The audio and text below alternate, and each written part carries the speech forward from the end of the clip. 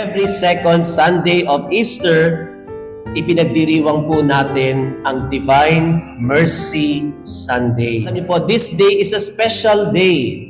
This day is a day where we can receive special grace sa ating Panginoon sa pagpamamagitan po ng una ay ang pagkakaroon ng debosyon sa Divine Mercy. Sa ating Gospel ay ipinadama naman ni Jesus sa kanyang mga alagad sa pamagitan ng kanyang pangunawa at pagpapatawad sa kanila dahil sa kawalan ng kanilang pananampalataya.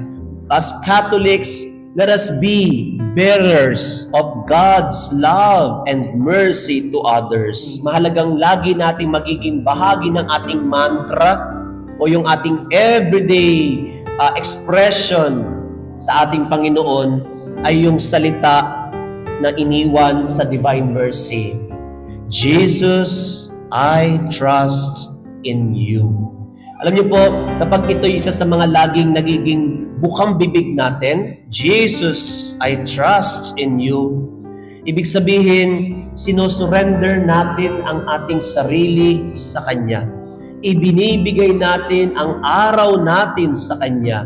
Isinasaalang-alang natin sa Kanya ang ating buhay, ang ating mga alinlangan, ang ating mga paghihirap, ang ating problema, dahil nagtitiwala tayo sa Kanyang pagmamahal at awa. Ang salitang Jesus, I trust in you. Alam nating hindi niya tayo pababayaan.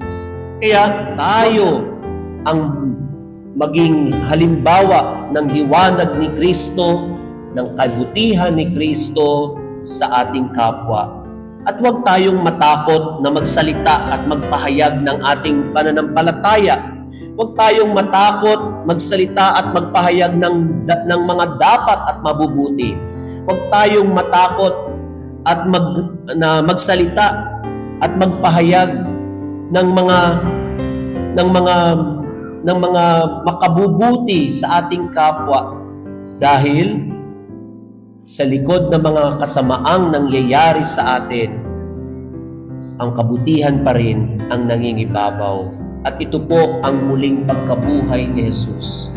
Nilubig niya ang kasamaan, nilubig niya ang kadiliman, dahil ang dala ni Jesus sa kanyang muling pagkabuhay ay liwanag, at dala ni Kristo sa kanyang muling pagkabuhay ay pagmamahal at awa.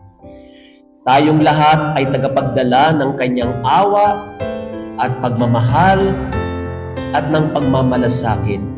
Kaya nga, let us be an ambassador of God's love and mercy to others. And we always say the words, Jesus, I trust in you.